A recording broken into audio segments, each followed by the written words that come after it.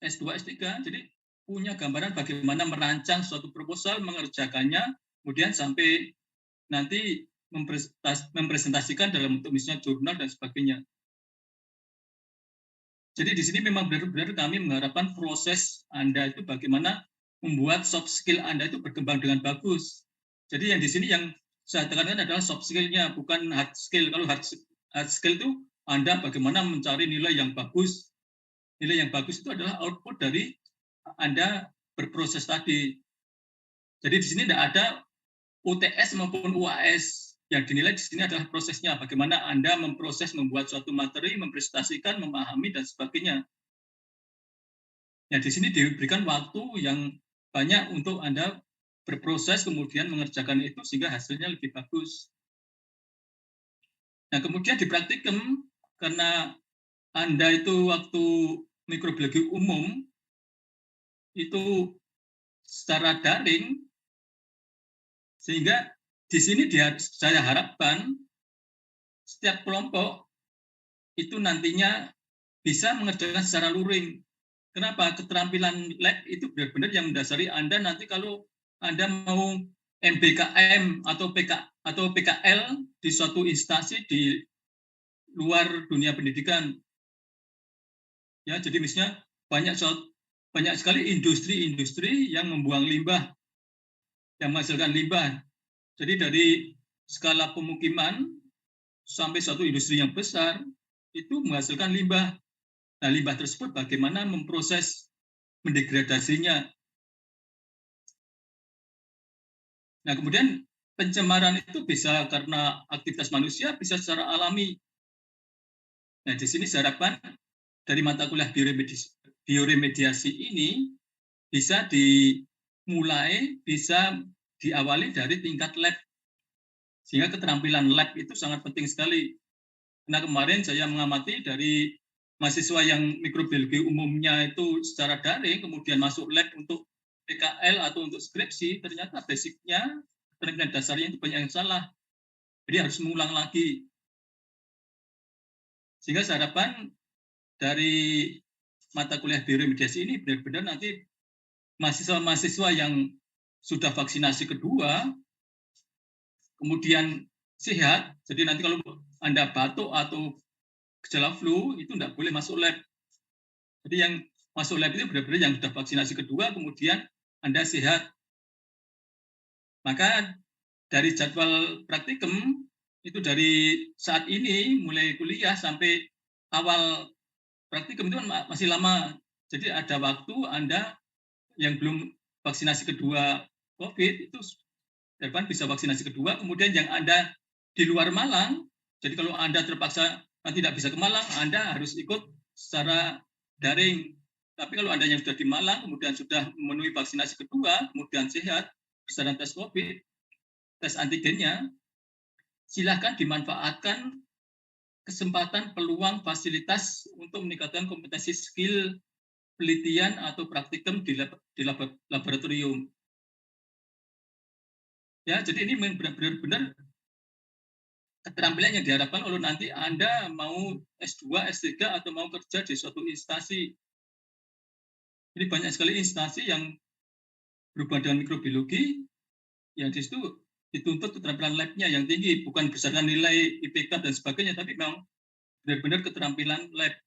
Kemudian keterampilan untuk bekerja sama, keterampilan untuk bekerja mandiri, keterampilan untuk berkomunikasi, keterampilan untuk mempresentasikan dan sebagainya, untuk diskusi. Sehingga di sini di mata kuliah mikrobiologi khususnya yang lanjutan seperti pilihan-pilihan seperti ini yang dinilai adalah prosesnya. Nanti kalau Anda lulus itu di dunia kerja itu yang dibutuhkan itu adalah 70% soft skill.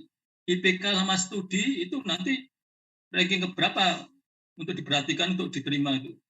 Tapi yang utama itu adalah soft skill-nya, mau berubah, mau meningkatkan keterampilan dan sebagainya.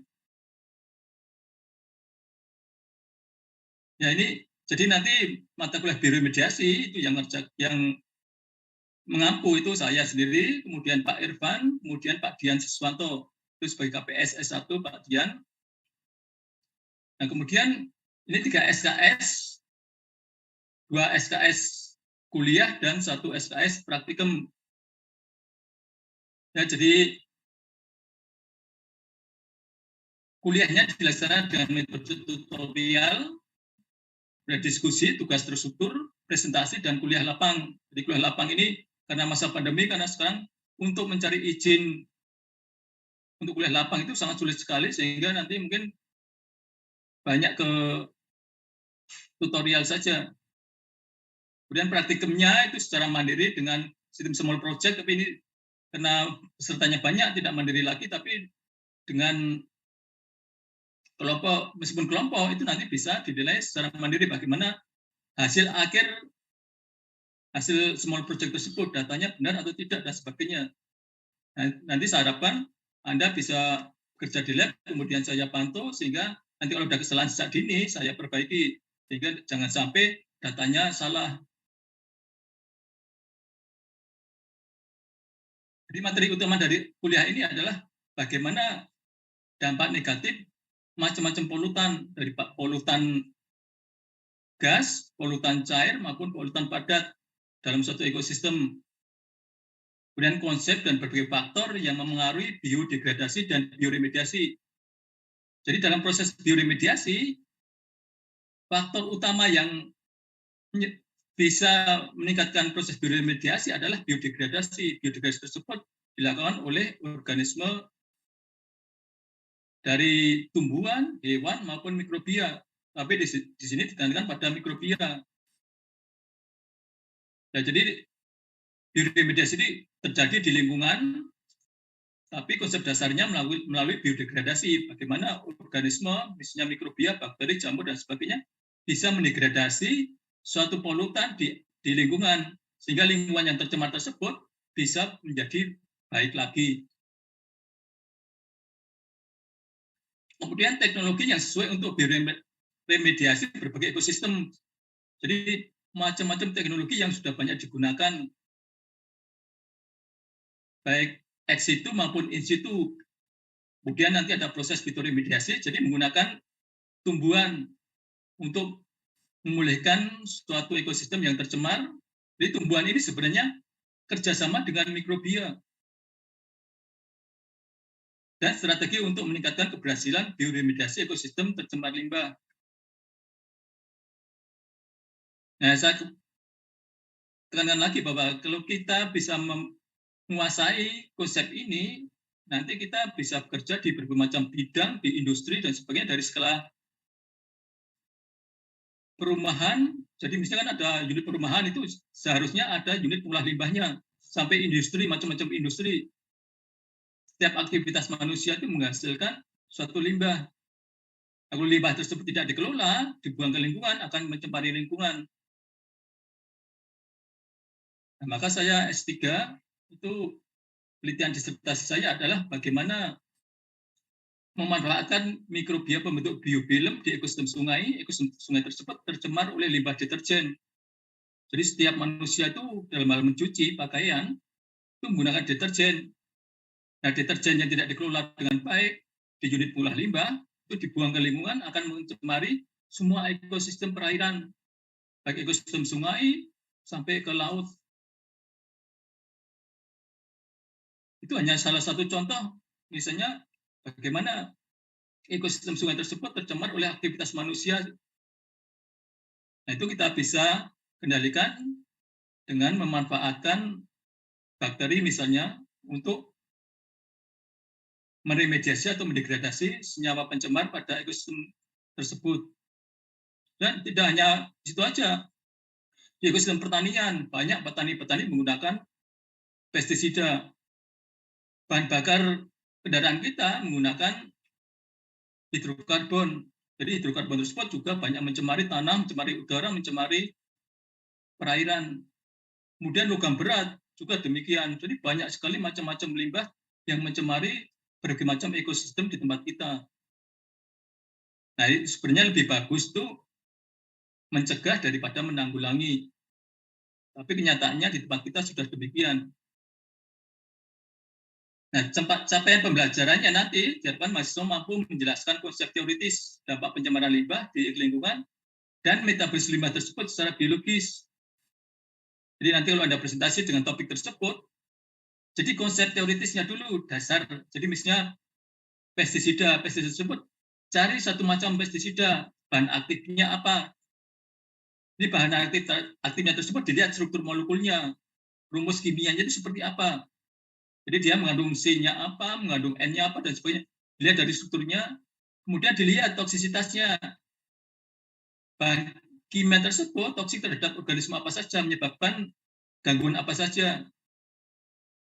Nah, kemudian ternyata di situ ada mikrobia tertentu yang dia bisa mendegradasi dan menggunakan senyawa tersebut itu sebagai sumber nutrisi, sumber karbon atau sumber C atau yang lainnya bagi pertumbuhan mikrobia. Jadi mikrobia yang mampu mendegradasi, mampu memanfaatkan polutan tersebut sebagai sumber nutrisinya, maka dia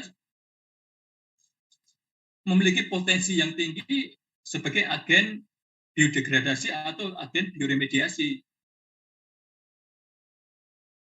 Kemudian yang kedua, mahasiswa mampu menjelaskan berbagai teknologi untuk biodegradasi dan bioremediasi. Jadi macam-macam teknologi yang bisa digunakan untuk dalam proses mendegradasi dan meremediasi tersebut apa saja. Kemudian mahasiswa mampu bekerjasama membuat proposal small project dan menguji aplikasi mikrobia pada biodegradasi dan bioremediasi. Nah, di situ ada topik-topik kelompok dari small project. Nanti pilih minimal dalam small project tersebut, Anda bisa menguji sampai resistensi, toleransi misalnya terhadap pestisida tertentu, misalnya A, atau terhadap logam berat tertentu, dibuat macam-macam konsentrasi dari logam berat atau pestisida atau hidrokarbon tersebut. Kemudian bakteri atau jamur misalnya, dia mampu tumbuh pada sampai konsentrasi berapa.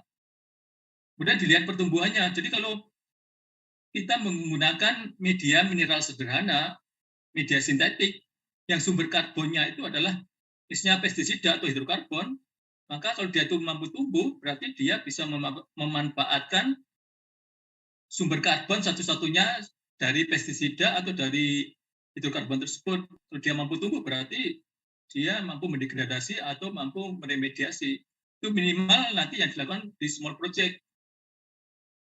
Nanti menghitung pertumbuhannya bisa secara spektrofotometer, ya, berdasarkan optical density-nya atau berdasarkan TPC, itu bisa dilakukan. Atau dengan hemositometer juga bisa dihitung.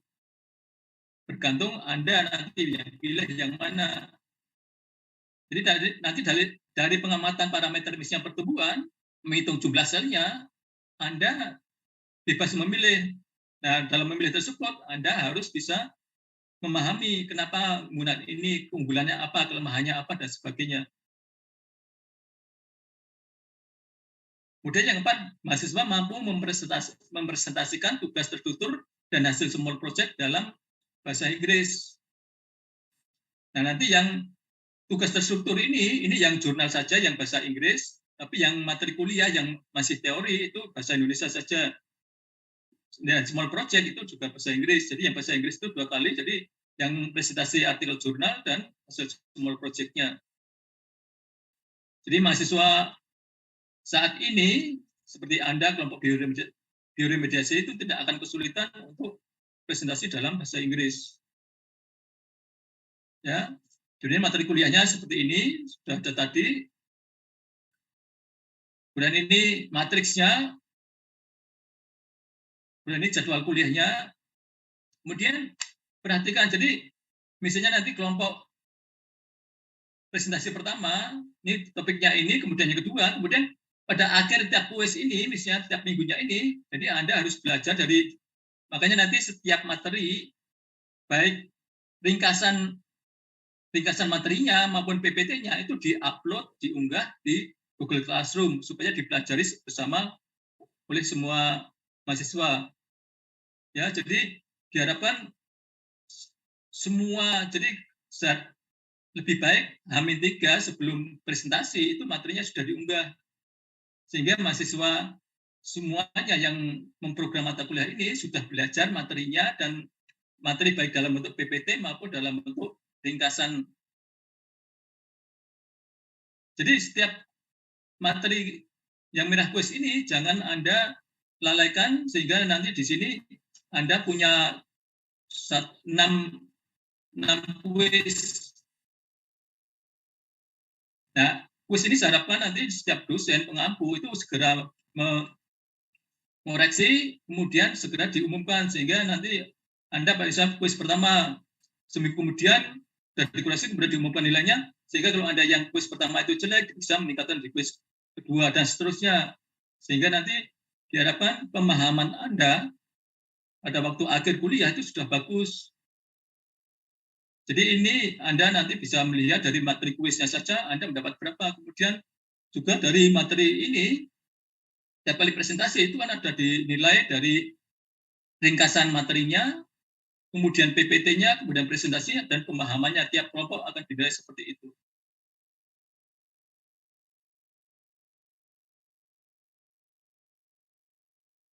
Ini, kemudian ini kontrak perkuliahannya sama, jadi kalau Anda misalnya kuliah, itu diharapkan 10 menit sebelum mulai itu sudah semua, kalau daring ya sudah buka Zoom-nya, kalau sudah online ya langsung standby di situ, kalau belum ya tunggu sebentar. Jadi ini penilaiannya seperti ini, sama. Jadi kuis itu 1 kali, kemudian rata-rata, kemudian presentasi kuliah 1 kali, dan sebagainya.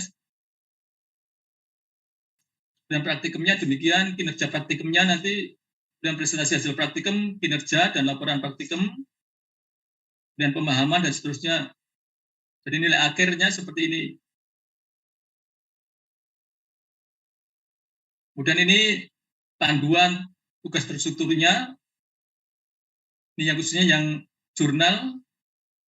Kemudian yang materi kuliah, saya harapkan dari materi tersebut Anda lihat di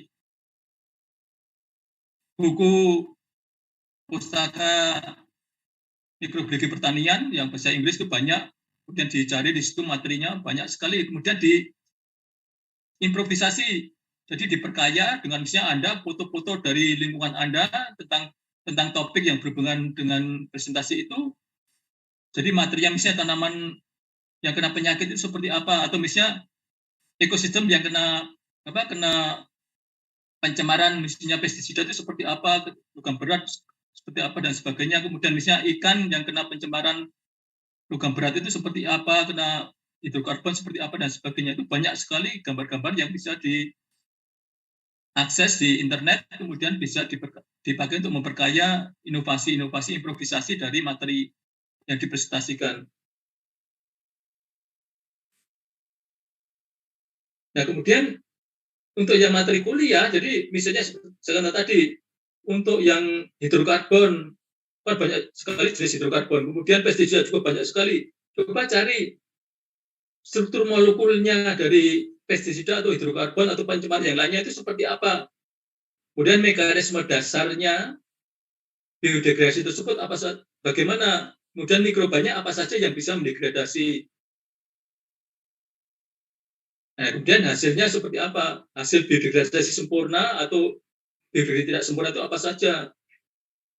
Nah, itu dicari, kemudian coba dicari improvisasinya seperti tadi. Bahan aktif dari pencemar tersebut itu seperti apa, struktur molekulnya seperti apa, kemudian produk-produk komersialnya seperti apa, itu bisa ditampilkan. Ya, jadi ini misalnya buku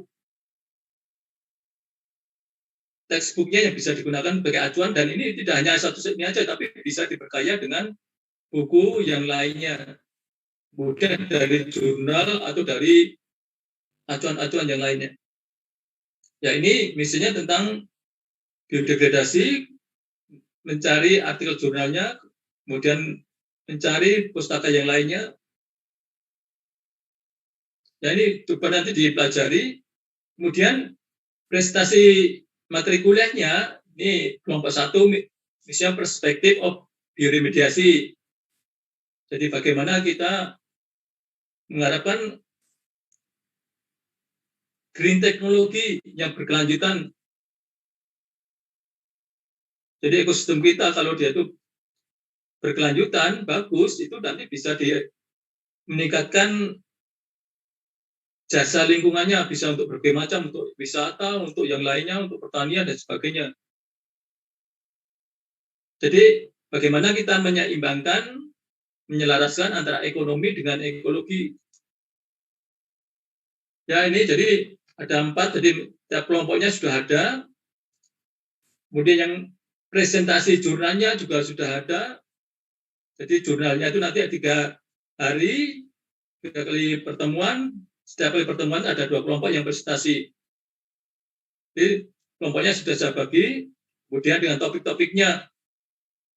Ini ada topik besar, nanti Anda cari sendiri jurnalnya. Jadi dalam mencari jurnal, nanti coba setelah Anda dapat jurnal dengan topiknya, coba nanti dikonsultasikan dengan dosen pembimbing sejak awal, supaya apa? Jurnal itu diharapkan bagaimana kita mencari jurnal yang bagus, yang dia itu terakreditasi internasional, terindeks Scopus minimal, misalnya Q4, Q3, jadi Q4 itu terindeks Scopus yang paling rendah, Q3 itu semakin bagus, yang paling bagus itu adalah Q1. Jadi dari sini kita dalam proses pembelajaran kita diharapkan bisa mencari jurnal yang bagus, artikelnya yang bagus, jadi dari minimal dari 2 jurnal yang topiknya sama.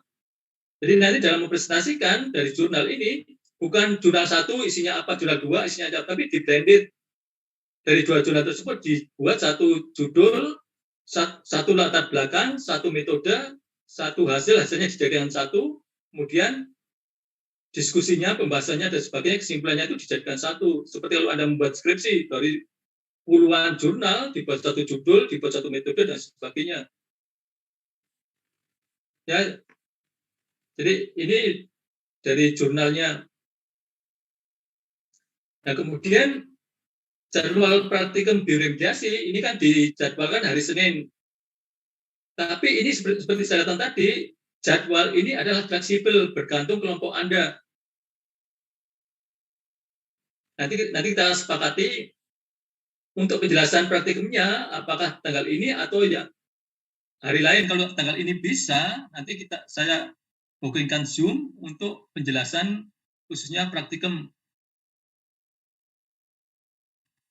Nah, dari materi ini nanti ada waktu pembuatan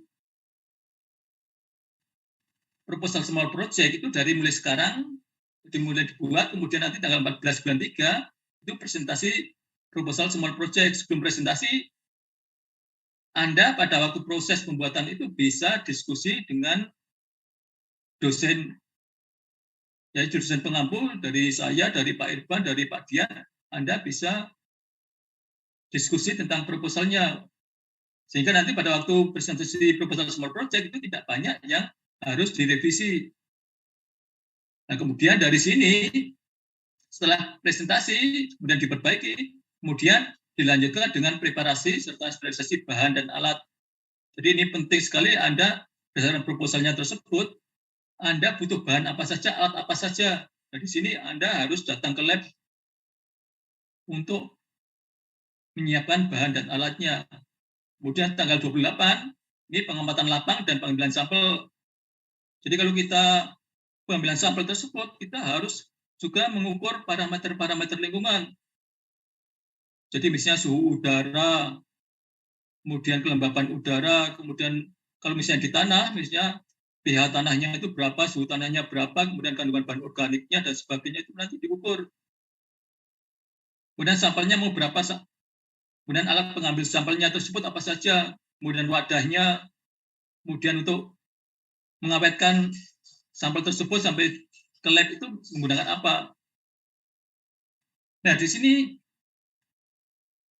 kalau kita ngambil sampel untuk keperluan analisis mikrobiologi, ini tidak, misalnya ini kan di jadwal 1 minggu, tapi di sini juga langsung dianalisis sampelnya. Jangan sampai nunggu 1 minggu. Jadi kalau sampel untuk analisis mikrobiologi disimpan 1 minggu, meskipun ditaruh di kulkas dan sebagainya, itu terjadi perubahan banyak.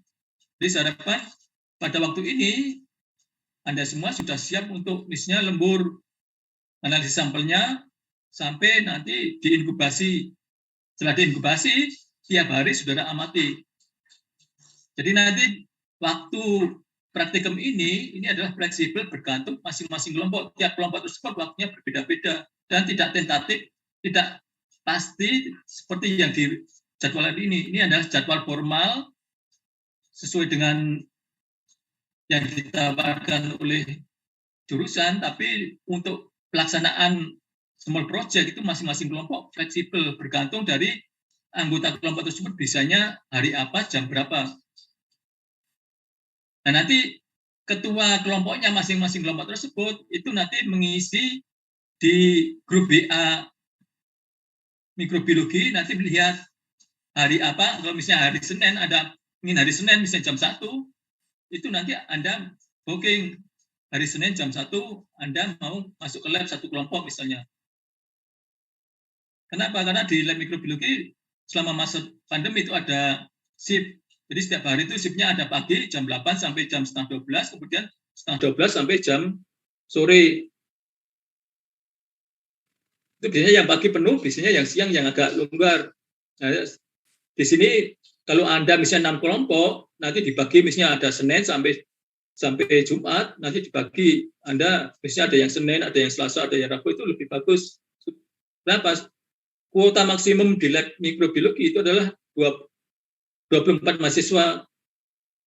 Kalau dengan peneliti, dengan praktikan, itu nanti diharapkan bisa berbagi. Jadi misalnya kalau yang peneliti tersebut sudah ada 6 orang, mungkin 2 kelompok lagi itu bisa. Ya, jadi misalnya Senin ada 2 kelompok, Selasa ada 2 kelompok, Rabu ada 2 kelompok. Tapi itu diharapkan Anda bisa mengelola sendiri, jadi masing-masing kelompok tersebut bisanya hari apa. Ya, sekali lagi, yang bisa masuk lab itu adalah Anda yang sudah vaksinasi kedua, kemudian dinyatakan sehat, dan berdomisili di Malang. Jadi misalnya ada 6 orang, kemudian ada yang 2 orang yang tidak di Malang, tidak bisa, itu tidak apa-apa. Nanti bisa ikut secara daring, kemudian bisa ikut membantu menyusun proposal, kemudian mengolah data, dan sebagainya. Ya, jadi nanti kalau Anda presentasi laporan akhir, itu nanti datanya itu bukan data mentah, tapi data sudah dianalisis. Kalau bisa dianalisis secara statistik, nanti hasilnya dianalisis secara statistik, kemudian ditampilkan yang bagus di hasil akhir. Syukur-syukur nanti data tersebut hasilnya bagus, kemudian bisa dimasukkan ke jurnal, misalnya Biotropika. Jadi kita masukkan ke jurnal Biotropika. Kalau bagus lagi, bisa dimasukkan misalnya ke Jetrolis, dan sebagainya. Jadi ini jadwal aktivitas praktikum, kemudian ini kelompok dan topik small project-nya. Nah, di sini saya tekankan di small project ini dari teknik dasarnya, jadi isolasi. Jadi bagaimana Anda mengisolasi, memurnikan mikrobia, kemudian membuat kurva pertumbuhan. Jadi nanti di small project, di proposalnya, jadi Anda bagaimana mengambil sampel, kemudian mengolah sampelnya tersebut, kemudian mengisolasi, memurnikan mikrobianya, sampai nanti Anda membuat kurva pertumbuhan, kemudian menguji potensi pertumbuhannya pada berbagai macam pencemar. Jadi ini sedikit mengulangi lagi pada keterampilan pada mikrobiologi umum. Kenapa? Karena mikrobiologi umum kemarin itu Anda tidak bekerja di lab, sehingga di sini saya bantu supaya Anda bisa mengerjakan semuanya. Jadi semuanya dari semua kelompok itu ada isolasi dari berbagai macam sumber, misalnya dari tanaman, jadi misalnya ini endobit, dan ini rhizosfer. Jadi bagaimana mengisolasi dari tanaman, dari sekitar perakaran tanaman, dan sebagainya. Jadi ini yang diharapkan nanti bisa dipahami oleh semua mahasiswa. Ya, jadi siap-siap mahasiswa masih punya waktu untuk datang ke Malang, kemudian mempersiapkan diri supaya Anda keterampilan skill di lab itu bisa benar-benar ditingkatkan. Kemudian ini rubrik penilaian presentasi, baik materi kuliah maupun jurnalnya. Kemudian ini rubrik untuk penilaian presentasi small project. Jadi small project itu nanti misalnya dari kerjasama tim. Kemudian isinya jelas dan benar. Kalau isinya jelas dan benar itu hasil metodenya bagus, benar, dan hasilnya benar. Jadi banyak kemarin misalnya saya nguji di mata kuliah yang lain, misalnya hasilnya itu salah. Jadi kalau hasilnya salah itu berarti kerjasamanya, kemudian pelaksanaan metodenya itu salah. Tidak boleh terjadi. Jadi nanti diharapkan, saya harapkan nilainya itu misalnya di sini semua. Jadi misalnya kalau kerjasama tim sangat baik, kemudian metodenya dari proposalnya itu benar, diharapkan nanti hasilnya, datanya juga bagus. Dan didukung pustaka yang relevan dan memadai jumlah dan kualitasnya. Jadi jumlahnya itu misalnya agak banyak, lebih dari 10 misalnya, kemudian kualitasnya tadi jurnal-jurnal yang terakreditasi nasional atau internasional. Kemudian bahasanya jelas dan benar, sistematika tulisan benar misalnya. Nah, Anda membuat proposalnya nanti, itu draftnya dengan template jurnal biotropika saja ya. Jadi coba Anda cari template jurnal biotropika yang punyanya biologi, yang dikelola oleh biologi. Kemudian di situ Anda hanya membuat abstraknya, judul, abstrak, kemudian introduction, latar belakang kenapa Anda itu, kemudian langsung metode. Jadi tidak banyak sekali, jadi kemudian langsung metode. Nah, kan nanti setelah metode baru tempeli hasil, nanti hasilnya seperti apa. Gambar, dalam bentuk gambar, dalam bentuk tabel, dan sebagainya. Kemudian nanti daftar pustaka. Ya, jadi ini misalnya laporan small project-nya, kemudian pemahamannya, nanti pada waktu presentasi kan ditanya satu persatu, Anda memahaminya seperti apa. Kemudian PowerPoint-nya, kemudian presentasinya. Jadi presentasi PowerPoint itu rupanya 10%, pemahaman 40%, kemudian laporan itu 40%. Ini rekapitulasi, jadi seperti ini nanti. Semuanya akan terekam seperti ini nanti ya. Untuk menghitungnya, saya masukkan ke Excel. Jadi untuk rekapitulasi seperti ini. Ya. Baik. Mas dan Pak semuanya silahkan sekarang untuk diskusi kalau ada yang kurang jelas. Mbak Sintiako, ada pertanyaan? Permisi, Pak. Ya, silakan Mbak Aleda. Ya, saya izin bertanya, Pak. Mengenai presentasi yang jurnal makalah itu, Pak. Itu kan pada kontraknya nomor 11 itu penyajian dalam bahasa Inggris. Apakah makalahnya juga dalam bahasa Inggris seperti PPT dan penyajiannya, Pak? Ya, baik. Yang bahasa Inggris itu presentasi dan PPT-nya. Kemudian untuk resumenya atau ringkasannya itu dalam bahasa Indonesia boleh. Baik, terima kasih, Pak. Ya, Mbak Lydia. Terima kasih, Mbak Lydia. Ada lagi?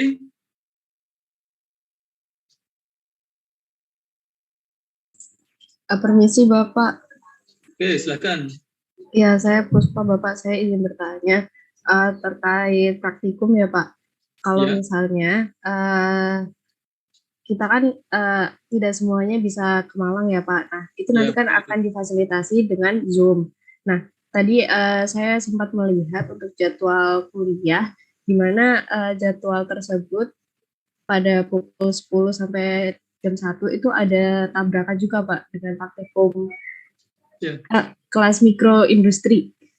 Iya, Pak. Ya, baik. Terima kasih, Mbak. Jadi untuk jadwal praktikum itu fleksibel, bergantung kelompoknya. Jadi nanti misalnya kelompok 1, misalnya hari Senin siang misalnya, itu nanti dari kelompok 1 tersebut misalnya yang bisa ikut itu hanya 3 orang, yang lainnya tidak bisa, itu nanti yang lainnya itu mengikuti secara daring, misalnya melalui Zoom. Jadi kami mau tawarkan ke pengampu dan juga pengelola lab mikro. Jadi diharapkan nanti beli kamera, jadi beli fasilitas untuk hibrid. Jadi perkuliahan hibrid, praktik hibrid tersebut itu sebagian ada yang di lab, sebagian ada yang di rumah. Jadi saya kira dengan 10 juta itu bisa cukup karena di lab juga ada uang untuk itu, jadi nanti bisa digunakan untuk memfasilitasi praktikum hibrid tersebut. Jadi sekali lagi kalau untuk yang praktikum small project itu tidak terpaku pada jam tadi, tapi fleksibel. Jadi Anda mau Senin pagi atau mau Senin siang dan sebagainya itu bebas. Yang penting kuota di lab tersebut itu masih mencukupi, kemudian Anda yang praktikum tiap kelompok tersebut itu bisa. Jadi yang mengatur itu nanti adalah mahasiswanya, bukan dosennya lagi, bukan terjadwal tadi. Ya, jadi di sini bagaimana Anda memanage, mengelola kelompok Anda, kemudian mau menggunakan fasilitas lab tersebut itu hari apa, jam berapa itu silakan tergantung Anda semuanya. Jadi di sini bagaimana Anda memacu kemandirian kelompok Anda. Jadi seperti PKM tersebut, bagaimana Anda mengkoordinasi kelompok PKM tersebut untuk mengerjakan, semakin cepat mengerjakannya itu semakin bagus. Kenapa? Kalau kita menggunakan jadwal per minggu tadi, itu tidak akan selesai. Kenapa? Kalau kita habis ngambil sampel, kan harus langsung dikerjakan. Kemudian langsung pemurnian, itu tidak bisa per minggu. Jadi harus tiap hari dikerjakan. Jadi tentatifnya 1 semester, itu nanti Anda bisa kerjakan dalam 1 bulan selesai bisa. Jadi kalau Anda bisa kerjakan 1 bulan, kemudian nanti ternyata ada perbaikan, bisa dilanjutkan lagi sampai nanti hasilnya benar-benar bagus. Jadi di sini diharapkan proses Anda memanage, mengelola kelompok Anda, kemudian mengelola waktu dan sebagainya, kemudian mengelola sumber daya yang ada di lab, itu bagaimana? Ini adalah suatu dasar untuk melakukan penelitian nanti, baik dalam PKM, PKL, MBKM, sampai ke skripsi, sampai ke yang lainnya. Tapi paling enggak, teknik dasar untuk mikrobiologi harus dikuasai. Kalau Anda nanti misalnya mau ke industri, misalnya ke unit pengolah limbah, misalnya pabrik bumbu masak, pabrik farmasi, pabrik pembersih dan sebagainya, kalau Anda tidak punya praktek ini, nanti di sana Anda tidak terpakai, tidak, malah dimarahi sama tempat instansi tersebut. Oke, ada lagi, Mbak, Mas? Iya, Pak. Apakah saya boleh bertanya lagi? Silakan, Mbak. Iya. Terkait, kan tadi fleksibel ya, Pak. Berarti dalam 1 minggu itu boleh lebih dari 1 hari atau emang 1 hari saja dalam 1 minggu, Pak? Loh, saya katakan tadi bahwa kalau kita mengerjakan mikrobiologi seperti analisis sampel, misalnya hari ini saya mengambil sampel, hari ini langsung dikerjakan, diinkubasi 24 jam, berarti kan besok harus diamati lagi, kemudian langsung dimurnikan lagi. Jadi dalam 1 minggu tersebut bisa Anda booking 3 hari, 4 hari bisa. Ya, baik, jadi, Bapak, terima kasih. Ya, jadi basicnya kan riset. Jadi berdasarkan kebutuhan Anda. Jadi misalnya Anda sekarang ambil sampel, kemudian untuk analisis sampel, kemudian analisis sampel tersebut untuk pemurnian lagi, Anda membuat media lagi untuk pemurnian, menyiapkan alat lagi dan sebagainya. Jadi prosesnya seperti itu. Nah, di sini yang menyiapkan alat dan bahan itu Anda sendiri, nanti Anda belajar di lab mikrobiologi bagaimana ngambil bahan. Jadi ngambil bahan tersebut itu Anda menulis di buku logbook tersebut, menimbang sendiri Anda ngambil bahan apa jenisnya, dicatat di situ berapa gram misalnya. Kemudian Anda mensterilkan bahan dan alat tersebut, Anda harus paham bagaimana bahan tersebut disterilkan dengan apa. Tidak semua bahan itu bisa disterilkan secara dengan suhu yang tinggi, dengan autoclave misalnya. Nah, di situ Anda bisa memahami jenis bahannya apa, disterilisasi dengan apa, kemudian alatnya juga demikian. Tidak semua alat tersebut bisa disterilisasi dengan cara yang sama. Nah, jadi prosesnya 1 minggu itu bisa tiap hari terus-menerus, kemudian mengambil bahan, nyiapkan bahan, sterilisasi dan sebagainya juga bisa terus-menerus mengikuti pekerjaan yang Anda lakukan.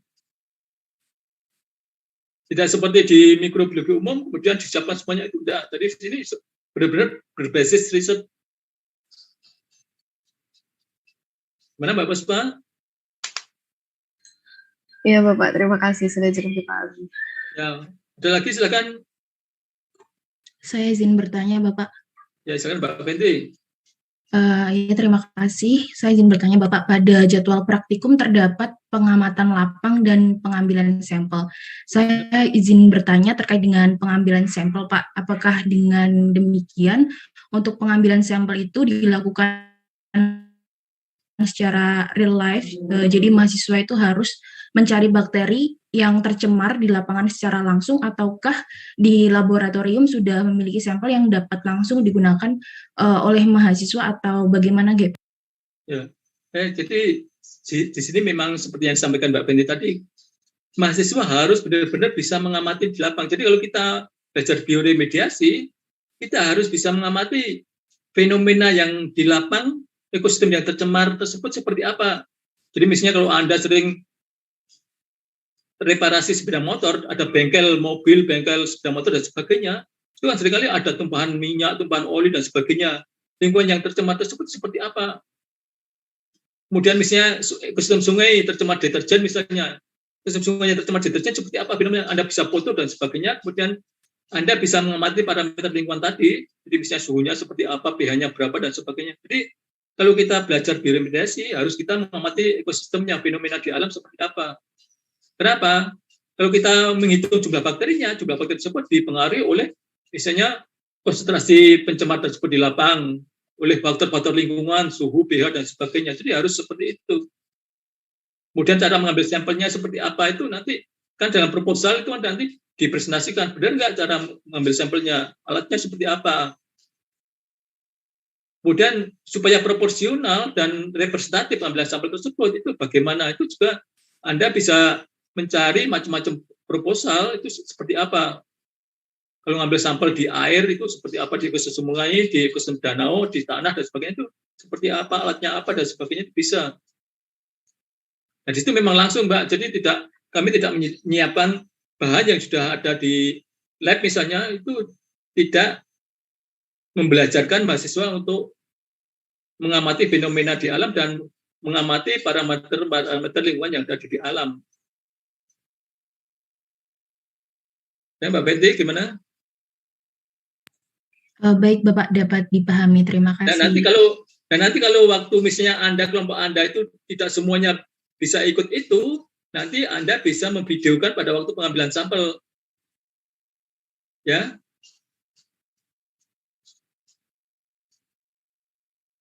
Oke, ada lagi?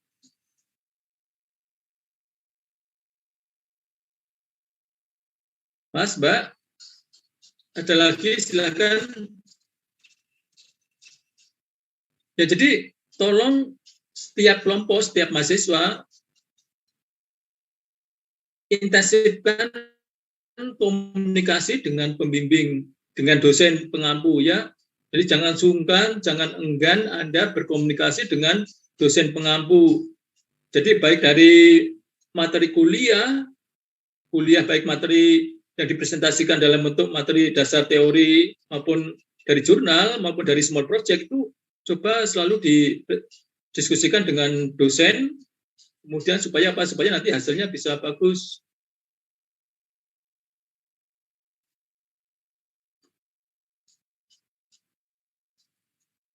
Ini ketua kelasnya siapa? Dari bioremediasi.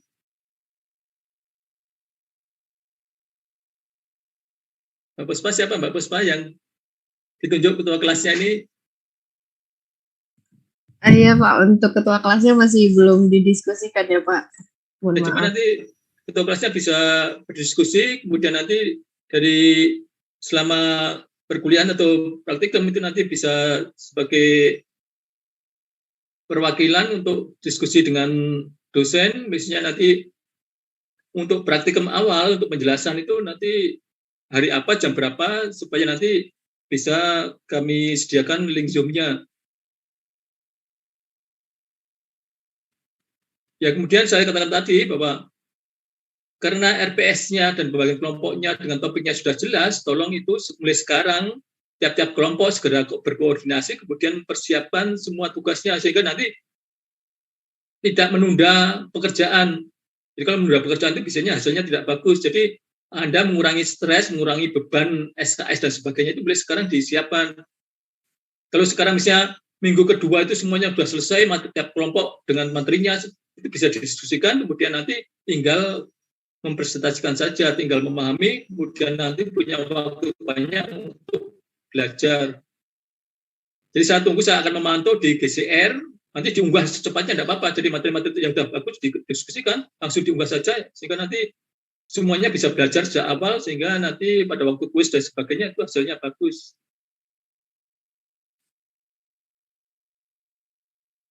Ada lagi, Mas, Mbak?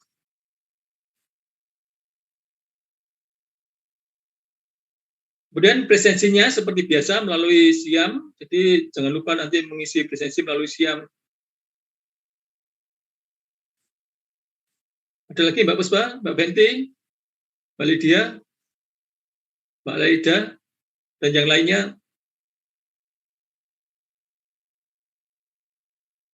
Jadi Mas dan Mbak semuanya, jadi saya memberikan apresiasi kepada Anda semua yang sudah memprogram mata kuliah di remediasi. Kenapa?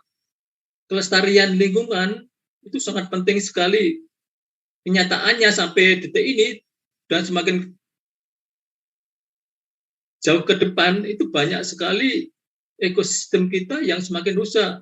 Itu yang memberikan biaya semakin tinggi untuk menunjang ekonomi kita di bidang pertanian, perikanan, peternakan, kemudian industri, macam-macam industri dan sebagainya. Apalagi untuk kesehatan manusia, itu sangat penting sekali. Sehingga itu perlu paling enggak tanggap, jadi kita tanggap enggak. Apalagi kita lanjutkan dengan aksi. Bagaimana Anda misalnya nanti tertarik untuk PKM atau untuk skripsi dan sebagainya, penelitian-penelitian bagaimana mendegradasi bahan-bahan penyemar yang ada di lingkungan untuk memperbaiki lingkungan yang sudah rusak tadi. Kita lihat di sekitar kita. Jadi sungai-sungai kita itu, coba kalau Anda perhatikan, mungkin kandungan deterjennya, kandungan bakteri E. coli-nya dan sebagainya, itu tidak layak untuk menunjang kesehatan kita. Belum yang lainnya, tanah, misalnya di tanah pertanian, itu kandungan pestisidanya, kandungan logam beratnya itu tinggi. Dan juga ikan-ikan yang ditangkap di sungai, kalau dianalisis kandungan logam beratnya juga tinggi. Merkuri, PB, dan sebagainya.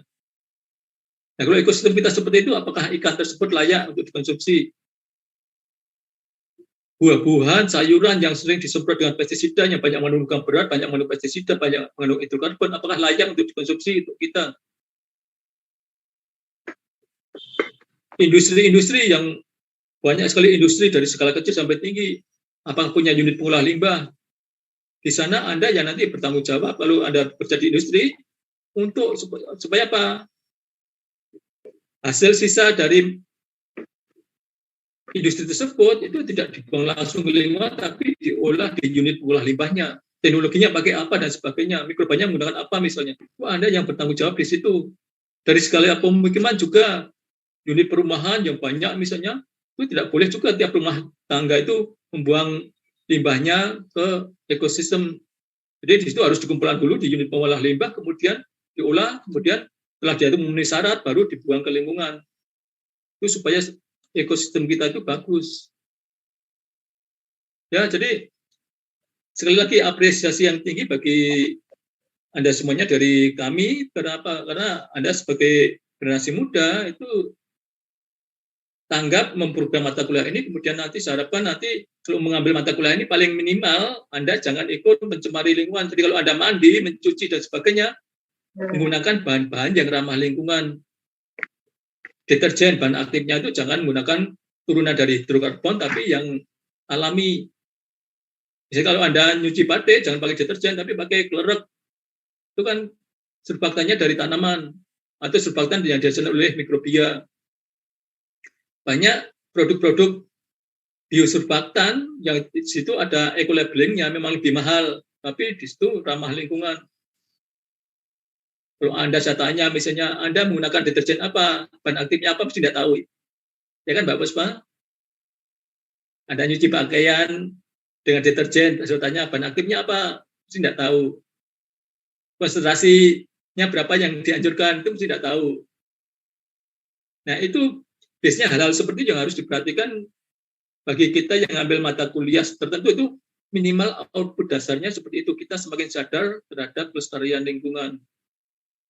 Saat dulu waktu S3 mengamati pencemaran deterjen tersebut, itu saya juga mengamati membuat survei di suatu perumahan, kemudian saya tanya, satu rumah ini berapa orang, pendidikannya apa, pekerjaannya apa, dan sebagainya, menggunakan deterjen untuk mencuci tersebut, 1 bulan itu habis berapa, kemudian limbahnya dibuang langsung, atau ternyata memang dibuang langsung, kemudian tidak tahu bahan aktif dan sebagainya.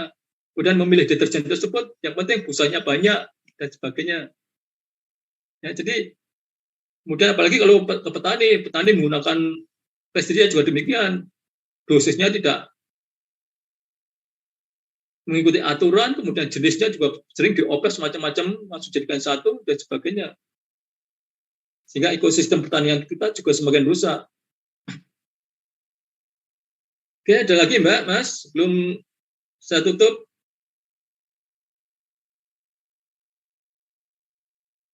Ya, sekali lagi saya ingatkan, jangan menunda pekerjaan.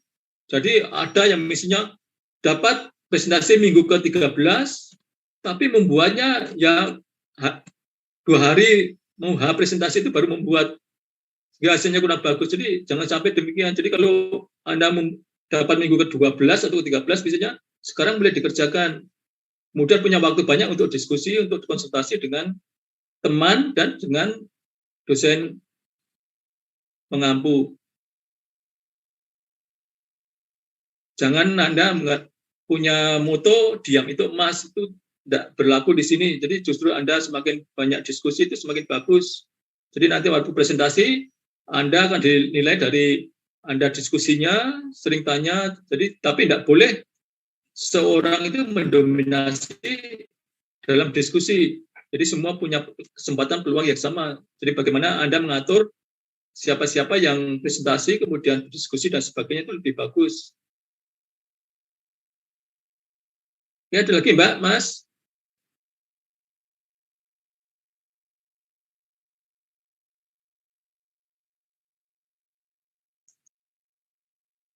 Mas Afif, ada pertanyaan?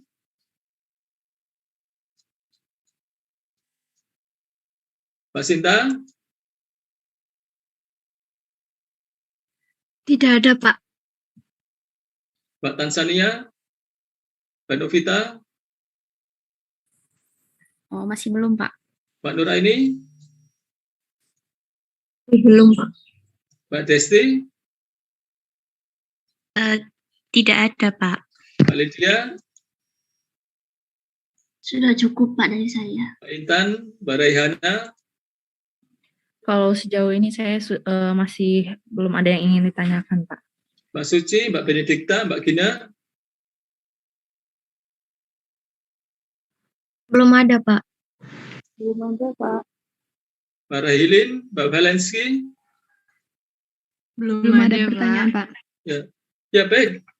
Jadi kalau Anda, jadi masih saya katakan tadi, masih ada waktu, jadi dari waktu sekarang sampai nanti masuk lab, jadi kalau Anda benar-benar ingin meningkatkan kompetensi keterampilan lab, untuk mendasari nanti kalau Anda mau PKM atau PKL atau MPKM atau skripsi dan sebagainya, silahkan Anda datang ke Malang, jadi kami fasilitasi untuk luring, untuk bekerja di lab, kemudian bagaimana Anda tiap kelompok memanage anggotanya, kemudian waktunya kapan, jam berapa untuk menggunakan fasilitas lab. Jadi harus ada koordinasi dengan yang baik antara kelompok Anda dengan dosen dan juga dengan laporan Bu Nani nanti. Ya. Jadi ini adalah kesempatan Anda sudah membayar SPP dan sebagainya, gunakan fasilitas sebaik-baiknya supaya Anda itu nanti benar-benar lulus, tidak hanya lulus teorinya bagus tapi keterampilan Anda tidak ada. Di sini diharapkan adalah keterampilan skill di lab-nya, skill untuk penelitian itu yang nanti bisa menunjang Anda dalam hal misalnya melanjutkan studi atau bekerja di suatu instansi yang berhubungan dengan mikrobiologi. Jadi di lab mikrobiologi itu yang paling banyak penelitinya sekarang itu ada yang dari fisika, dari kimia, kemudian tiap hari itu kalau pagi itu misalnya minimal 16 orang. Karena di sini ada lab lama dan lab baru. Lab baru itu untuk S2, S3, kemudian lab lama itu untuk S1 dan S2 yang non biologi. Jadi banyak mahasiswa yang tidak hanya dari biologi tapi di luar biologi atau di luar UB itu banyak yang menggunakan fasilitas lab mikro. Itu karena keterampilannya memang diharapkan bermanfaat bagi di dunia kerja nanti. Jadi Anda kalau tidak menggunakan kesempatan tersebut itu iman-iman. Ya, jadi coba Anda benar-benar sudah diberi fasilitas, diberi waktu bagaimana Anda bisa memanfaatkan itu untuk meningkatkan kompetensi Anda. Itu harapan saya seperti itu. Nah, kemarin-kemarin itu belum terkelola dengan baik, sekarang coba dimanfaatkan dengan tetap melaksanakan protokol kesehatan yang ketat. Ada yang di sini di Malang, Mas Afif di mana sekarang? Ya, bagus lah. Jadi udah vaksinasi kedua ya, Mas Afif? Sekarang vaksinasi aja banyak tawaran untuk vaksinasi. Jadi tolong itu dimanfaatkan dengan baik. Jadi supaya nanti Anda bisa benar-benar fit, bisa menggunakan fasilitas dengan leluasa. Mbak Sinta, di mana Mbak Sinta? Di Malang, Pak. Sudah vaksinasi kedua ya? Sudah. Nah, bagus. Mbak Sintiako, di mana? Di Mojosari, Pak. Mojosari, Mojokerto? Iya, betul, Pak. Ya, sudah vaksinasi kedua? Sudah, Pak. Ya, silakan segera ke Malang, kemudian yang lain-lainnya juga begitu. Sekarang tinggal bagaimana Anda butuh peningkatan kompetensi skill lab atau enggak. Jadi ini adalah bergantung dari Anda sendiri. Jadi kalau Anda ingin itu ya silakan, sudah diberi fasilitas kesempatan untuk memanfaatkan fasilitas lab supaya nanti bisa membantu penelitian-penelitian Anda selanjutnya. Ada lagi, Mas, Mbak? Ya, sudah jelas. Jadi kalau sudah jelas, tolong nanti kalau ada sesuatu selama perjalanan ada pertanyaan bisa didiskusikan dengan saya melalui WA maupun melalui Google Classroom ya, atau pada saat perkuliahan bulan minggu depan. Jadi mulai perkuliahan minggu depan itu yang presentasi adalah kelompok 1, jadi tolong disiapkan ringkasannya, kemudian PPT-nya, jadi itu sebelum hari H, mungkin besok atau lusa dan seterusnya, itu bisa ditanyakan ke saya, dikirim melalui WA saja bisa.